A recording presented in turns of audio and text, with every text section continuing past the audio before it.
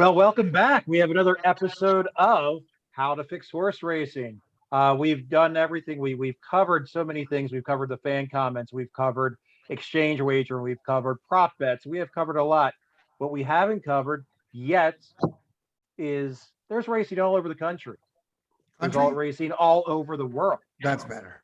We brought in three experts that know a little bit more about international racing than Randy and myself, and what we could do, what they see over in foreign countries, what they could do to help us fix horse racing. You know me, you know Randy. I've got three much smarter gentlemen than us here to talk about this, and I'm going to let them introduce themselves. Starting with Joe. Yeah, I'm Joe. I've been a friend of the show for a while. I've came on as guests for the Triple Clowns, and I did my own podcast as well with Avi, who's also on board here from New Zealand. And I also do the Beer Garden show with Steve over for Hong Kong. So very glad to be here and talk about what we could do to fix American horse racing. Fantastic. Avi, you're in New Zealand, correct? Yeah, that's right. Hi, everyone. It's a pleasure to be joining you all. From Christchurch here in New Zealand, of all places. And hopefully I can add a bit of insight into international racing and what we can apply from our racing to yours. Happy to have you. In Steve. Hi there. Yes, I'm looking forward to chatting. I'm from Edinburgh in Scotland. When Tom said you had three experts, more expert than me, actually looked behind me there because I didn't realize you were mentioning me. But yes, I'm also with Joe on the Beer Garden podcast, looking at Hong Kong racing, and I also very much enjoy French racing as well. I follow that on a daily basis. Really, French flat racing. But I seem to be adding things all the time. So yeah, really enjoying the racing at the moment and expanding my visibility, you could say, these days on various podcasts. I'm excited, Tom. This is going to be great because, we talked about this, how to fix horse racing. And these are people that are experts from the other countries. And even if you don't think you're experts to us and the people listening to, no matter what, it is strange that we don't, the fact that you just said flat racing. We don't say flat racing. We don't say flat earth. We don't say flat mate. We say nothing flat, but, but to the point of we don't, flat racing is something we don't even say. Flats or jumps, no. Yeah, we don't, barriers, things like that. So, most of us, I want to say, are in the nicest terms, because ignorance is not always a bad term, it's just lack of knowledge, are ignorant to international racing, and maybe we need to wake up a little bit to progress, like with anything. And I'm very happy you guys came on to talk about this. So, Tom, how should we start it off with these guys? Yeah. I know that one thing that you and I have spoken about before in this series on how to fix horse racing, that I'm going to start with Joe. Joe, I am just tipping my foot into some Hong Kong races thanks to your Beer Garden show and a few other things overseas. One of the things that I noticed that here in the United States, and is sad as it is, our technology, our replay system is almost like from 1993. It needs updating, but I look at things like Hong Kong, and it's almost like I'm looking at something from a science fiction movie. Can you explain just how they're and what I'm talking about is how the photo finishes work? How sometimes, if I'm not mistaken, correct me if I'm wrong here, guys, that there's like chips in maybe the silks, or where you could actually see where the horse is going throughout the entire race, and not actually guesswork of a shoddy camera angle. Well, in Golden Gate Fields in Santa Anita, they actually implemented a slow motion camera, but they didn't put it to where you could see the angle from everything. Because the way Hong Kong, Australia, even Japan has it, you could see everything on that track when the horses cross the wire. And they even show the wire. They actually show the line But when you're watching Santa Anita or Golden Gate, you don't see that. So you're still guessing. And when you look at like a race and that's a really tight photo finish, and you're like us in America, we're just like, oh, I think blah, blah, blah, blah. You could almost see the horse's nose cross the line, and you don't have to. I mean, it's still they say it's provisional because you can't, they're not going to say that that's the finish, because the judges and the stewards still have to do that. But the racing everywhere else in America, everywhere else in the world, that's like a big thing, is to have that. How come we don't have that line to see where the horses finish? It just it's just mind-boggling to me. It is. It's the same thing that we from 1972. We're still doing the same Listen, system. I grew up going to OTBs with my father and my grandfather and his friends, and they'd be over there being like, "Oh, they're getting the picture of the white horse on the outside with the 8, and that's the photo they're going to show." Like they realistically think they're going through the files to find like the picture that looks like that race to trick you. But it is true, because that's a very good point. I know they're all chipped now, actually, Tom. They don't have tattoos in their mouths anymore. All the horses are actually chipped. So it's like a dog. You can't let them loose, or they can find out if you're racing the wrong horse. They're all chipped. But it is true. You think about it nowadays, like legitimately, technology-wise, we are so behind compared to the rest of the world. And we're supposed to be a little bit front running. I mean, you guys all remember Avi and Steve and Joe. Joe remembers definitely when sports came out in HD, when it first came out. Do you remember watching the sport? Like one TV was HD and the other one was standard def. How different it was. That's a great analogy. Yeah, I remember being like, you could see the puck in hockey. I never realized I couldn't see the puck before until I saw HD. Let's get into HD. It's a great education, actually. When you're talking about how far behind you, I had no idea. Until I actually spoke to you both, I had no idea how far back US racing was in terms of photo finishes and camera work, etc. It is startling, isn't it? It's shocking. It's because you would think that we would be. I mean, I don't know how the money is. I don't know whatever, and I don't want to be the ignorant American thinking like, oh, we're Americans, we should be ahead of the curve. I know we should be at least close to the curb, and we're not. Like, we're not. No. We didn't just start horse racing. It is shocking. It is shocking.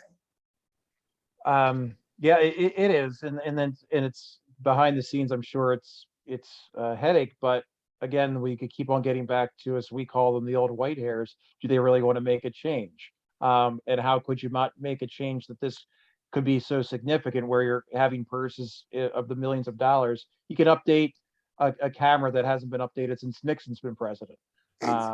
It's crazy because we're so force-fed this generation coming up, which is fine. We'll do the Pegasus commercials. We'll do this. We'll do that. We're trying to be cool. We're trying to be hip. All right, start with the camera that these kids know how to use. Like, sure. I don't worry about them coming to the club. I worry about them using the camera. I guess I'm an old man. Well, it's just crazy because when you watch it, and it's like they're so far behind. Even Hong Kong and Australia already has replay footage when you want to rewatch a race, where they have it in the steward's vision. We don't have a steward's vision. We have a head-on vision, but we don't have the steward's vision to where you see everything. And that's a really big important thing, especially if you're going to go by steward reports and you're going to play the horse like the next time around. That's a really big thing for us to need to know. And then on top of that, you have to pay for it. Why do we have to pay for it? Everywhere else in the world, you don't have to pay for it. Wow. Well, that's American. Welcome to America, Joe. Yeah, I mean, that is ridiculous. You want more people in? Great point. Great point. Everything else people get are free. Avi, Steve, I don't know if you know this. You guys are over in different countries. We have to pay for every line we get, basically. Yeah, Joe's filled me in, and I agree with you guys because it's quite ridiculous. I mean, what it's such a big barrier is the way I look at it. So if you're paying for form, if you're paying to do all of this analysis, with what money are you actually going to punt? With what money are you actually going to invest into the industry? So it's counterintuitive, isn't it? So if you spend all of this money and then because of that your outlay is smaller than what it could be, what's the point? Yeah, I That's- mean, let me ask you guys, when you guys go to a track, does it cost money to get in? Or is it? Yes, it doesn't. In Britain, maybe 25, 30 pounds, various different costs, etc., to get in. 30 Well, pounds. generally in New Zealand, it's free apart from the Premier Day. So if it's a cup meeting or something, they'll have a gate charge. But otherwise, you just walk on in. Wow. And you guys get programs, everything. Yep. So they're all printed. You just go pick one up. The incentive is that you go and punt. So you could go on Sure. track. They might put on cheap food, cheap beer, cheap whatever, but you're there for the racing. And so you have to accommodate that. And I think that's what clubs are sort of missing is that you need people to go and you need them to spend. And so if you're spending money on programs or on gate charges, it's just less money that you wager with. That's Yes. exactly right. Exactly. No, it's a great point. And for everybody out there, punting is handicapping in America. That's what you guys call punting. We call it What- when we kick a football on fourth down. But for everybody out there, punting is that. Yeah, I think I Joe like fell that. asleep or he froze. One of the two. I think Joe might have fell asleep. As you say, Abby, that's the best thing, isn't it? You're actually, you know that you're walking in that track and your disposable money is purely going on punting on horses.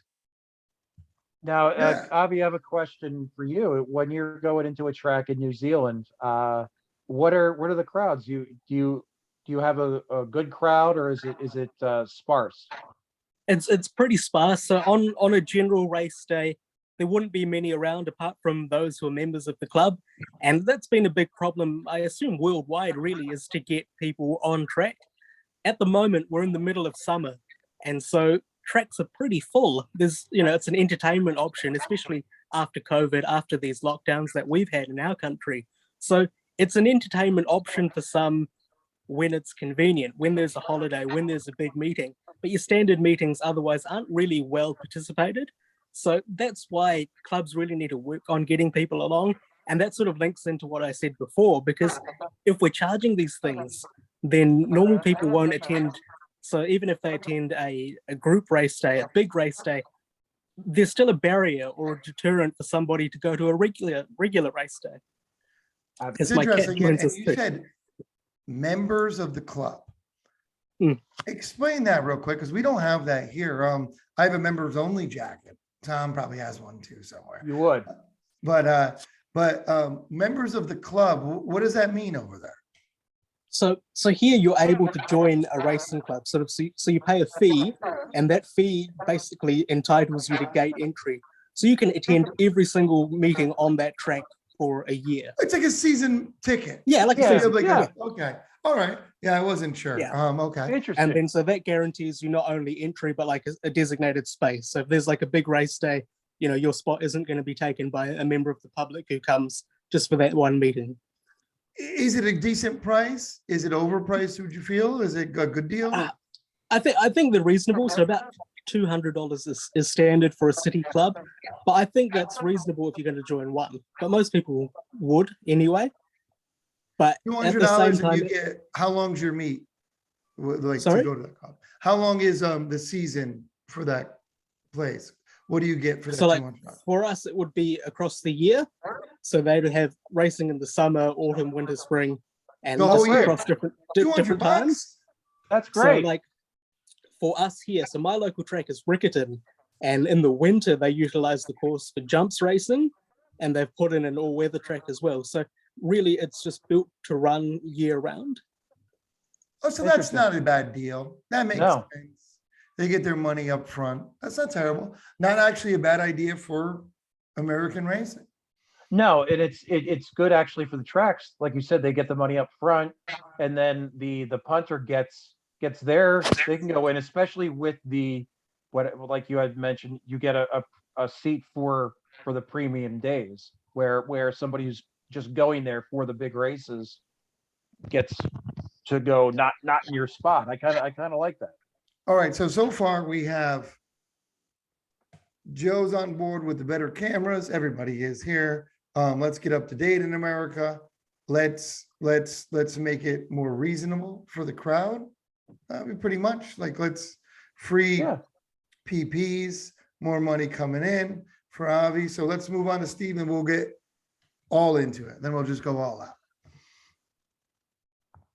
So Steve, what do you think? What's going on there? You follow France? Well, yes, I follow the French racing. I follow the Hong Kong racing. I think from me, from my sort of perspective, is I never really know exactly, almost like the calendar in US racing. Maybe I don't invest in it enough, but I don't think there's enough sort of publicity in exactly how it all works out, the Triple Crown, etc. But just that general pattern of events, when's the flat, or as we were talking about flat and jumping, when are the different disciplines, when do they start, when do they stop, which tracks, and I don't know, it would be nice to have some sort of introductory guide in some way where you could actually find it easily. But as you say yourself, with a lack, paying for form, etc., it's quite inaccessible, isn't it?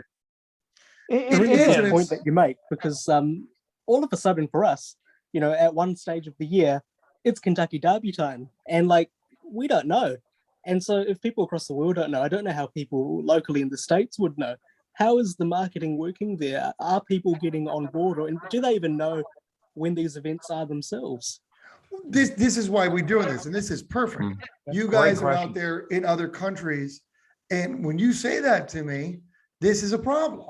This is a problem that we don't have a season. We don't have things going on. It's just Derby time, Classic time.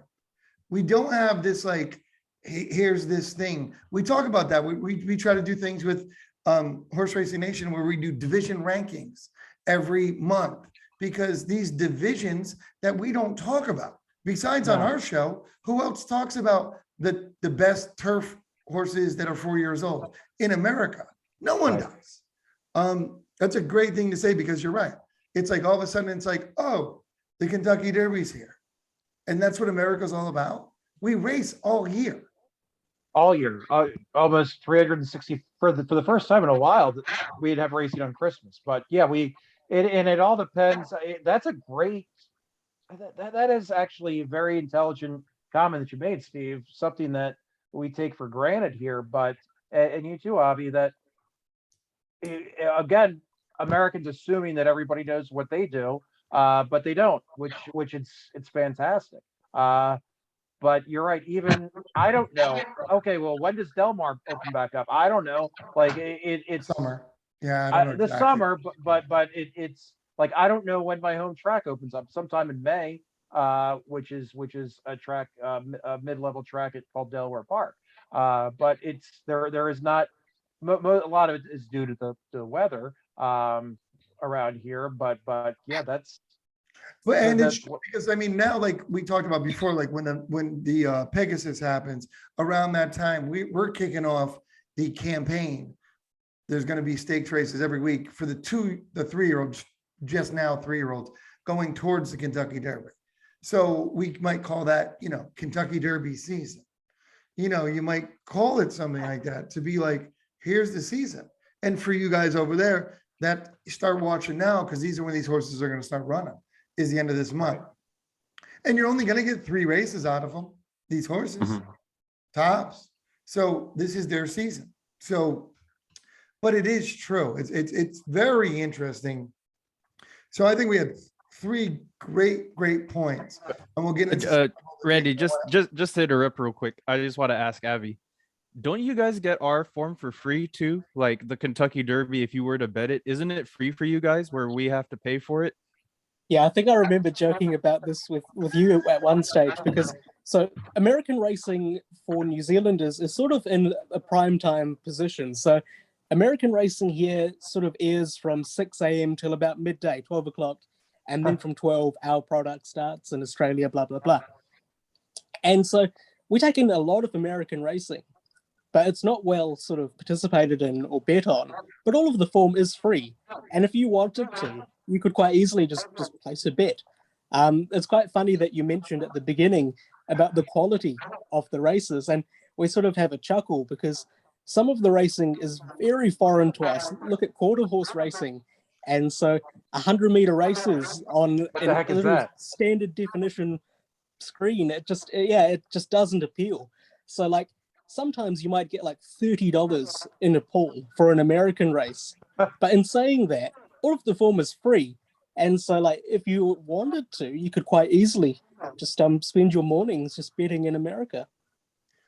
It's funny because I kind of love the same aspect of, I would watch like horses Hong Kong jumping. in the I morning. watch like the jumpers in Australia or something, which I'm not comfortable with jumping. I have to admit, it gives me anxiety. But I would do that, and I used to play the Omni Swingers because I'm bored and it was easy in my head, even though I had no clue about the horses. But I would bet the Omni Swingers, which we don't have that. You guys do the Omni both places, right? For you guys, the Omni bets. Yeah, I think it's Quinella Place. Is it Quinella Place? Oh, the Omni okay. Swinger? Yeah. Yeah, I mean, we don't have those bets. That's what I'm going to get into now. So to recap really quickly, we have obviously free PPs, getting to the track cheaper, keeping money in the punter's pockets, handicappers' Technology. pockets. We have better technology, and we also have well, what did Steve say? That was a really good point. What the hell was that? More like the schedule, the like the calendar Yeah, pattern. scheduling, yeah, scheduling of, and making it more obviously the schedule available to the world, not only just us, because we have no clue half the time. No. You ask 90% of people that probably bet every week when the Arkansas Derby is, and if they don't live in Oaklawn, they will not know. Might know around the month because whatever, but we don't know. We know when the Kentucky Derby is the first Saturday in May, and we know When the Breeders' Cup Preakness is and the the first Belmont. Saturday in November, and that's what we know, and that's it. Other than that, we have no clue. We really don't. So these are great points, and this will make our stuff better. But before we get on to it, obviously a little bit of what we talked about, and this has been fantastic. What about, I don't know how much you guys know about drug policies and things like that there. Is there a difference? I know Australia, I'm not sure about what's going on in New Zealand. I know you guys have a bleed twice, you're out type of thing, right? I believe it's something. What do you guys think about American drug policies? Is there a difference, or do you guys not know enough about it? It's fine. Joe, what do you think about that? I'm not quite sure with as far as the drug policy goes, but I know that if you're an offender, you're pretty much done. You don't have any credibility. They ban you, and you're pretty much done with racing. That's it. Like, it's not like here where like, somebody like Baffert, where he gets, he keeps, he could circumvent the Reappearing. system, I guess. Yeah. But I know that if you're in Australia, if you even do anything like that, you're done. That's it. All right. So stricter rules. All right. I must admit, I was looking at the whole Lasix issue. I was actually looking back as it on the internet, the years going back, and it's just been a running theme, hasn't it, for years? Mm-hmm.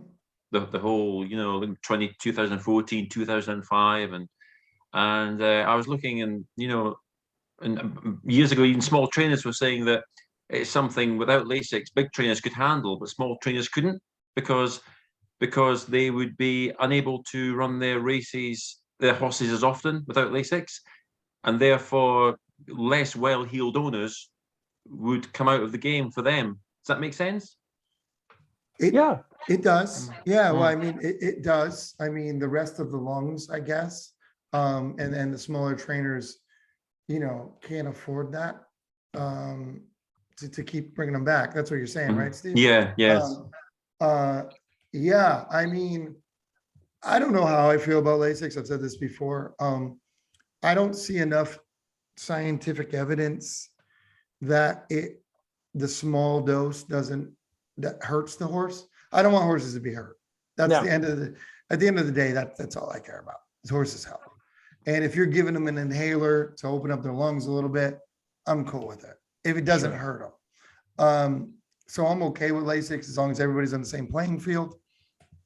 I know they talked about brittle bones. I don't think it's ever been proven.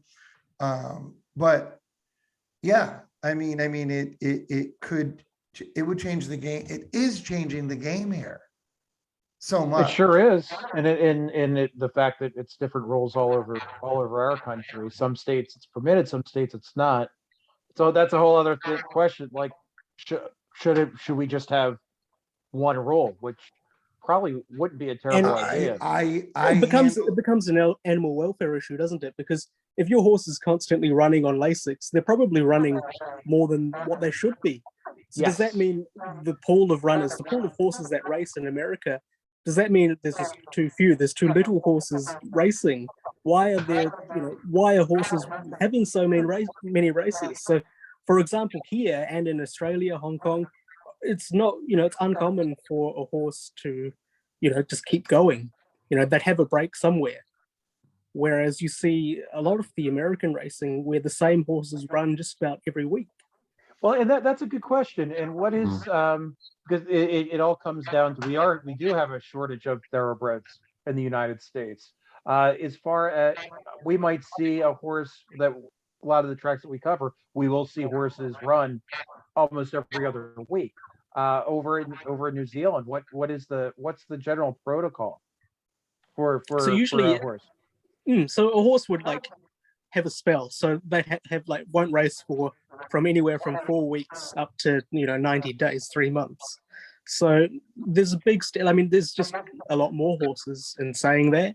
So it's easier to manage, I would say. And in terms of Lasix, it's just not a thing that exists here.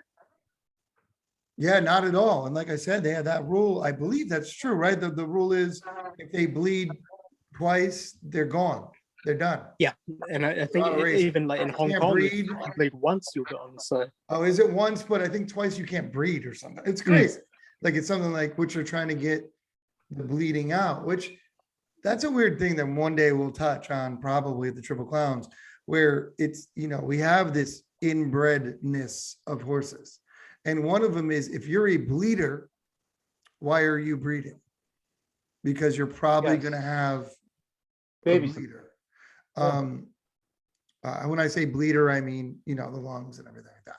Sure. But it is interesting because, and I will say this, and this is nothing against you, Tom, or even Joe over there with Golden Gate. That's a smaller track thing where you guys bring them back really quick. Yeah, no doubt. Here with, I deal a lot with like Richard Mandela and people like that. And trust me, the horses I have that I personally work with, they are the same. They are 3 months off. Look at Baffert. When's the last time Cezanne run? When's the last time this? I mean, the big horses do take their time. They do take time off. I think the problem is, yes, these smaller tracks are bringing them back in a week. Well, because they need to fill the races. And I mean, come on now. I mean, Money. Santa Anita's having 5 horses in a race, but we're not all over there in Hong Kong with huge fields. Another question that I had, now I'll ask you this, Joe, in regards to the horse. We're seeing a lot of horses retire at 3 recently, 4 years old, which hey, like Randy said, all for the welfare of the animal, but it's all the people who are retiring them are for the benefit of their pockets. What do we see? What's the average? When do they go out to breed overseas, Joe? And everybody can. Yeah, and why are they staying there? Because we know the average is older. So what's the older horses there, and why are they not just taking the money? What's going on?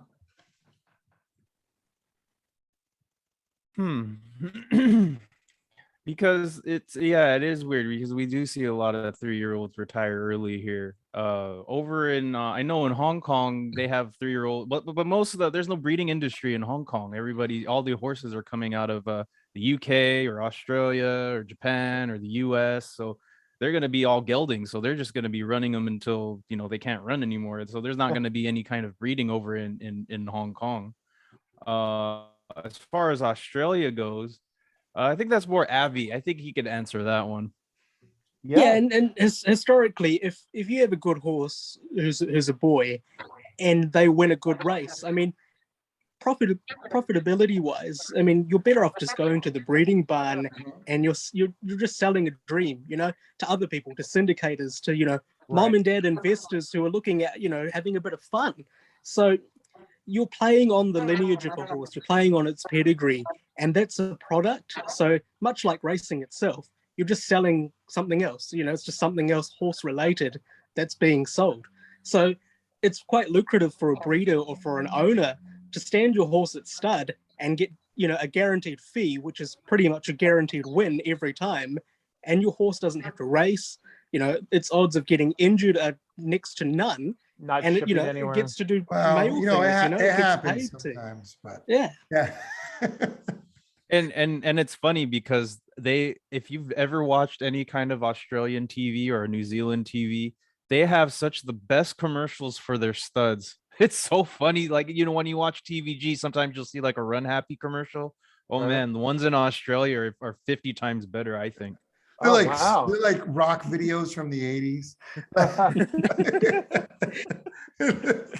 I'll have to watch some of these. Authentic.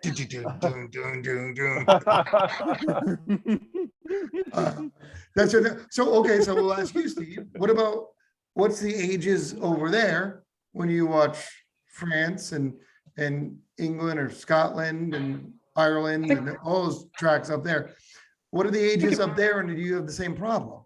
I don't know. I think the horses just race on for all sorts of different ages in Britain, really, don't they? They'll sort of go. It depends, doesn't it? I mean, a lot of them will be owned by the big stables, of course, the Godolphins, Aidan O'Brien, etc., Coolmore. But your average horse is rumbling along 5, 6, 7, 8, 9 sometimes. Wow.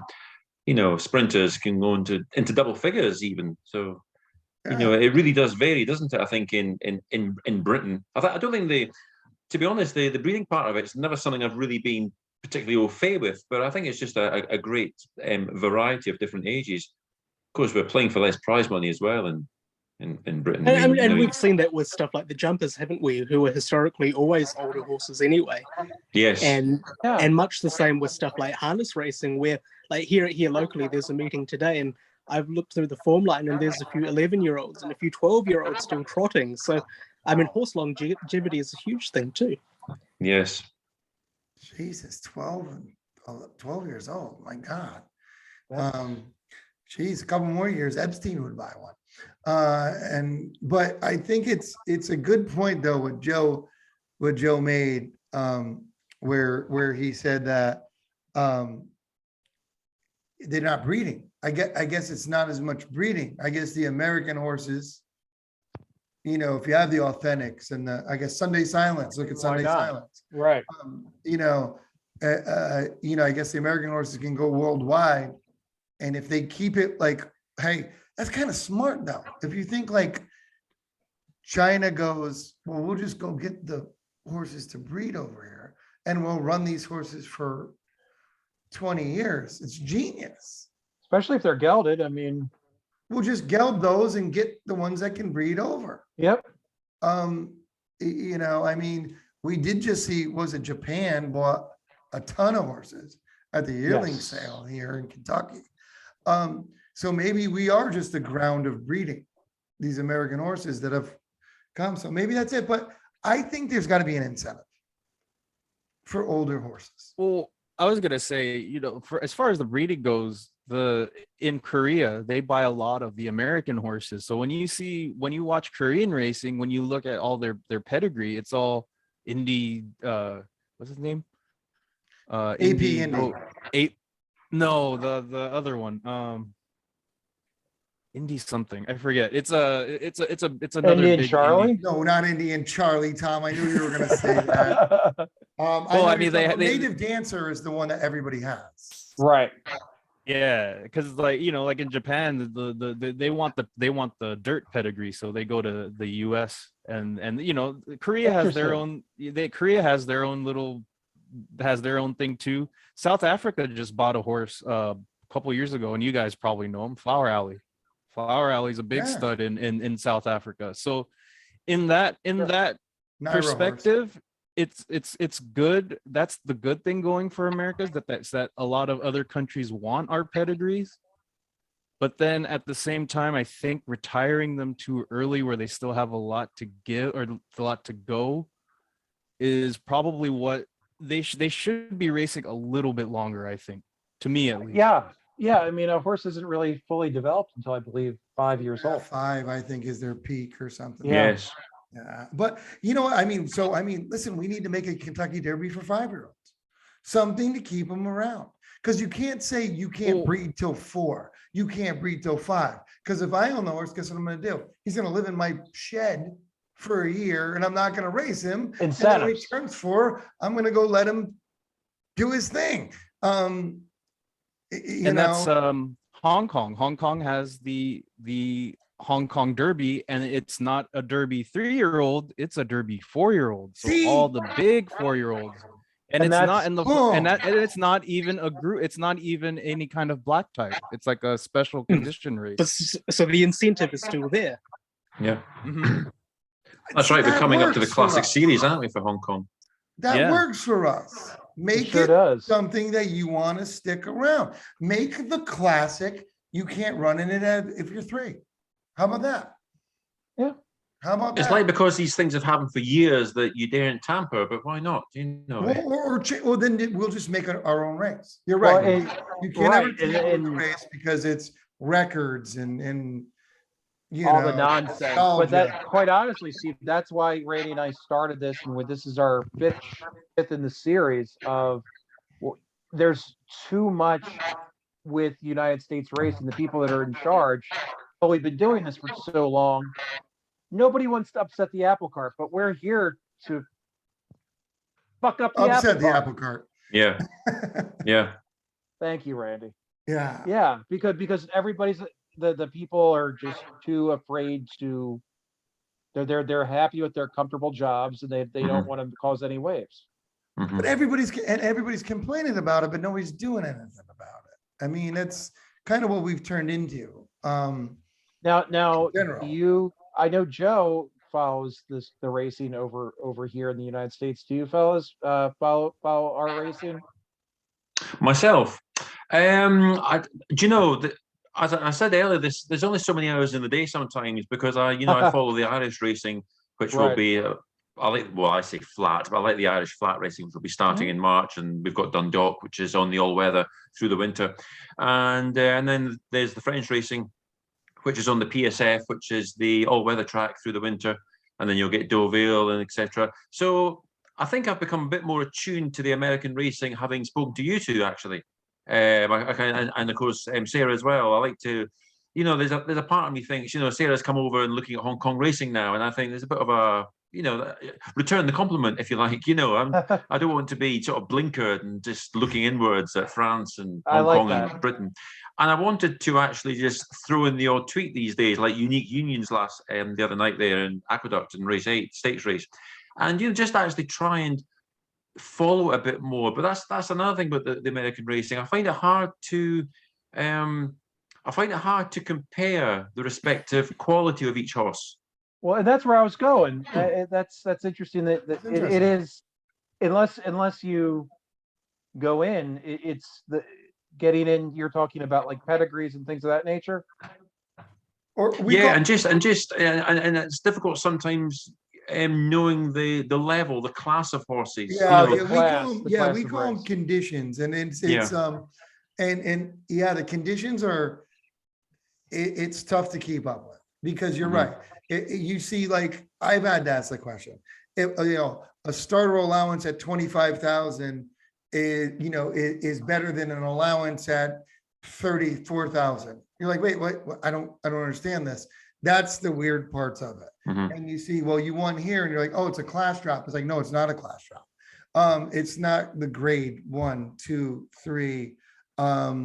Or Joe and I had the conversation about what was it? The TUF, which somebody was reading the wrong way. Not T- The class, like the classes. yeah, like the class which course- 4 what- was better than class 1, where we would think, right? Something like that. No, the opposite. The Would be the class 1 is opposite. better than a class 4. Yeah. Yeah. It's like they Yeah, went up. Yeah.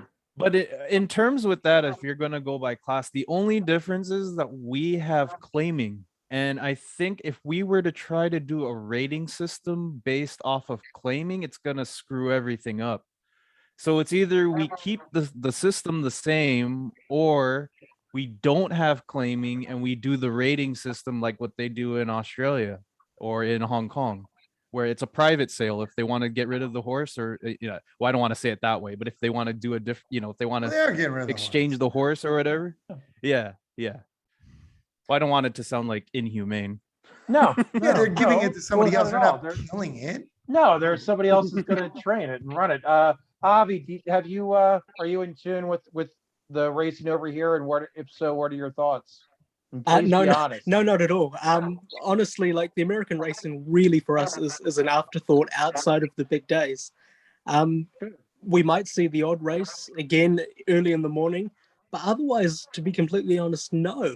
And part of that is the grading system. We sort of don't really know what we're looking at. There are just a whole bunch of words, but they sort of all become quite confusing in terms of, different allowances and claims and so on. And for us, it's quite simple. So a maiden runner has never won a race before, a rating 65, 75, 85, whatever. And then you're able to quite easily tell. And then the quality of the field, what you're betting into. But it's very difficult to determine what sort of horse or what sort of class you're betting into when it comes to the States. It's Well, that's- interesting. I grew up with Yeah. it, so I don't And- even think about it. And it's kind of like over there, maidens are maidens. You don't have here where you have maiden allowance, maiden Maiden special claiming, claiming, maiden yeah. special weight, all that stuff. A maiden is a maiden almost everywhere else in the world Makes aside per- from Hong Kong, when it's like griffins and they have to run Mm. with That other- makes yeah, that's makes why too it's- much sense, Avi, and we might have to definitely communicate between after this is over. Just and now we're on Twitter together. But yeah, that's it's that's why we're talking to you guys, because I didn't know this. I don't think Randy knew this, and this is the kind of nonsense that shouldn't that people should know. This is great. I mean, we're just and- It's five just- guys sitting here. You know, sitting here when you get talking. older, and you guys probably, because you're from smaller countries than the United States. In the United States, we feel like we learned somebody from like Alabama. Like I met a guy from Alabama. It's so different now, whatever. But we still like our world is our country. And you get a little bit older and you meet people, you maybe travel, you do whatever, and you go, whoa. Holy mackerel! Yeah, and that's that's us with horse racing. That's America with horse racing. That's even when you guys look at American horse racing, that's how we look at it. And we have so much where our states are like some of your countries. Honestly, I mean they're about Yes. the same size. Mhm. So when you look at Naira, that's the size of England, easy.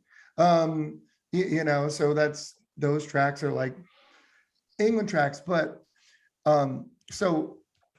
you guys are the birthplace of it. I mean, over there, I know that you guys did it before we did it. We just like to act like we did it first. We like to act like we invented everything. Come on, Randy. Because we invented the light bulb, and that's all that matters. I just want real quick. I just want to add one more thing too, because I thought that this was an amazement to me when we were talking about when I was on a show a while ago with the Triple Clowns, a filly beating the boys. In other parts of the I should say Australia mostly, and New Zealand, is the way they grade their races, the way they handicap their races is you'll have the big name fillies against the boys, and that's a common thing because they have the handicap weight break. So you see like a horse like Very Elegant, who won the Melbourne Cup, destroy the boys and still had a lighter weight. But that means that you have every single horse has a chance instead of the fillies against the fillies, or the fillies taking on the boys, or the boys against the boys. Because you're not going to see you're not going to see a male horse go into a distaff race, right? So it's Yeah. better we just put it all together. And that's I why you see agree. a lot of these big champions. And you're right. And maybe do weight breaks and everything like that, because I do think, and oh my God, the feminists are going to come at me now if they're even listening, but they don't listen to our show. It isn't fair a lot of times. The boys are better than the girls most of the time. Let's face it. But if you give them a little bit of an advantage, you imagine like Zenyatta getting a little bit of an advantage. Mhm. But it is true. We talk about that, and you guys, Steve and Avi, we know we have people, horses like Gammy, that I always got on being like, stop saying this is the best horse around when it won't run against the boys.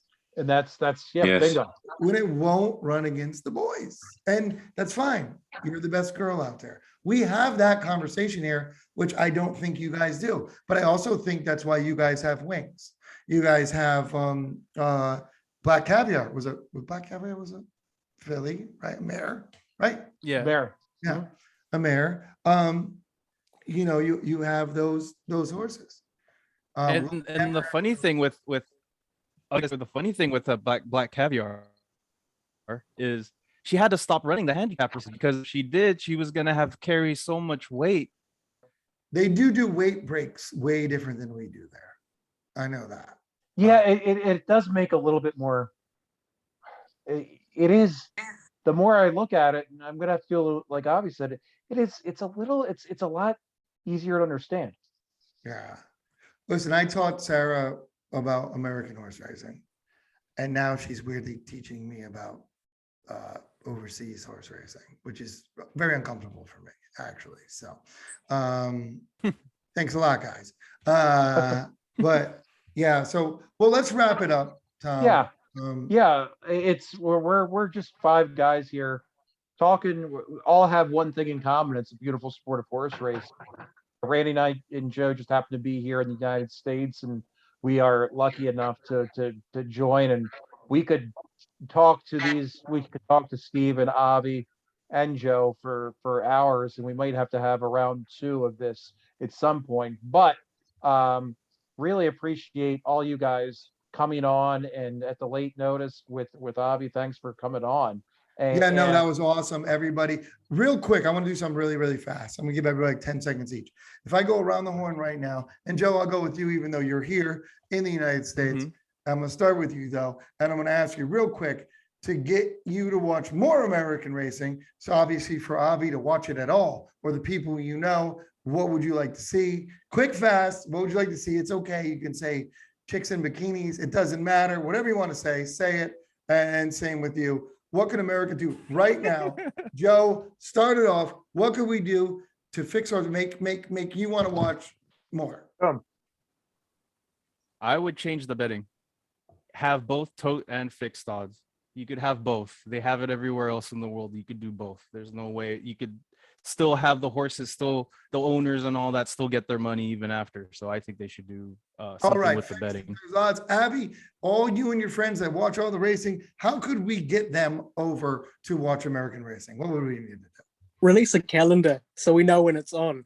Like somewhere throughout the week, Simple. on a weekday, we might see a random group race. We need to know when it's on. And it's such a big thing. It's such a little thing, but so big at the same time. Simple. Okay, that is simple. And you know what other simple thing is, Avi? Have them watch the Triple Clowns. You're gonna get them into it that way. We'll get them there. We're on a schedule, kind of. But no, that kind of sums us up right there. Like, come on, Yes. that's easy. Steve, what about you? I think Avi's got hit the nail on the head for me in a way, because it is great to have a calendar. It's something where I know exactly, I'm going to, in 3 weeks' time, this is running. These are the likely entries. I'm going to do the form study. Looking forward to this. Or even some sort of dedicated channel, whether it's just on YouTube, where you have some kind of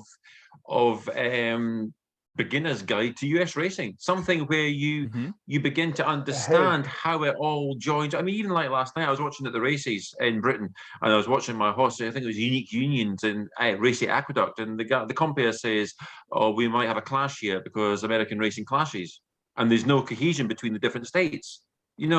So I mean, to be fair, that happens in Britain. On the 27th of December, we had the Welsh.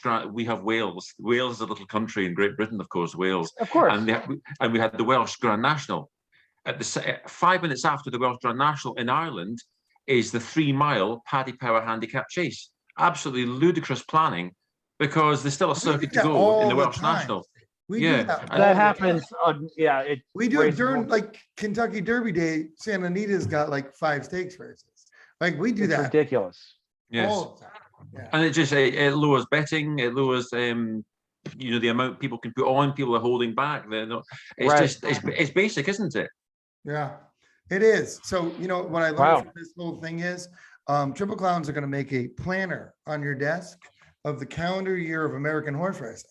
I'm already starting in Yeah, my you head, guys should do that. That would help out. Tune That, into that would get us. everybody involved. Yeah, I think you should. Us. Yeah, innovate that. Yeah, Pretty and then simple. we're going to put every race down, and yeah, God, it's funny because the simple things. We talked all this stuff and such great insight, and you guys have great Hey, I just minds don't in know when horse it's racing. I just don't know when it's going off. So let's. It's pretty easy to do.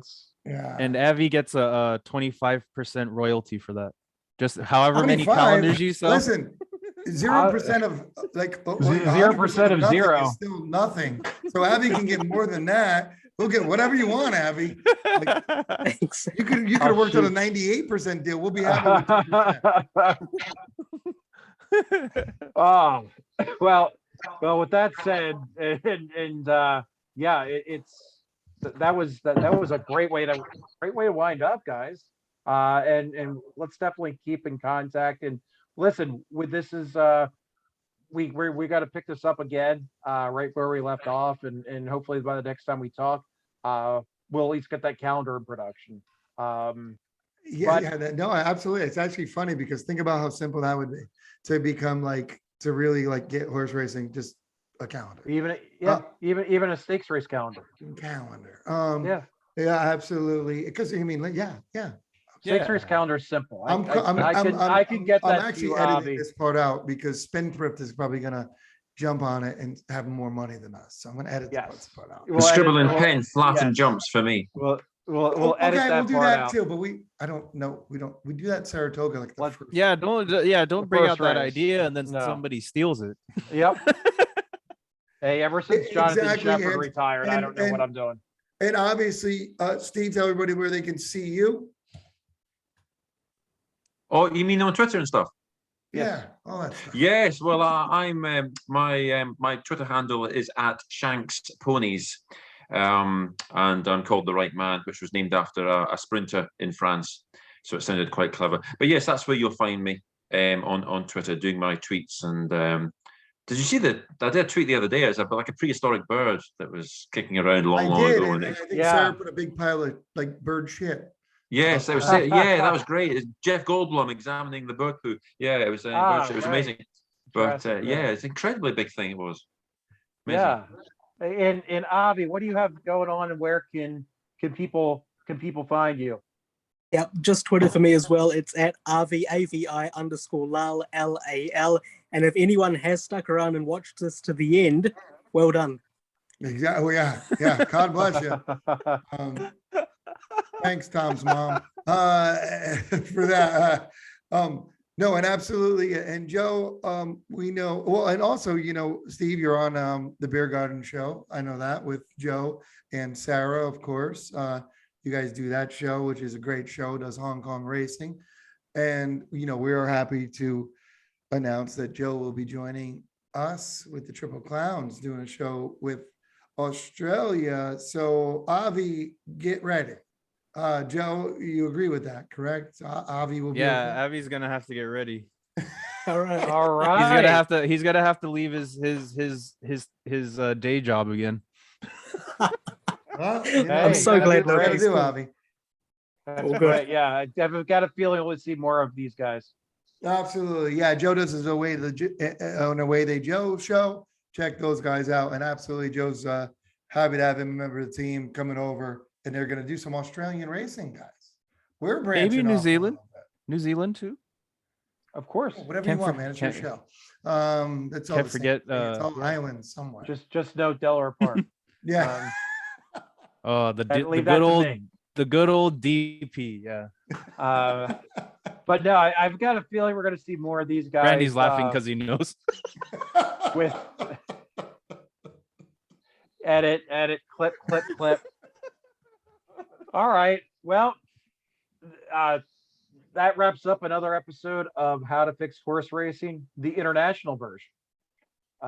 For all the guests, even for Mr. G. Randall Johnson and I'm Todd, we're going to sign off. And until next time, everybody, thank you.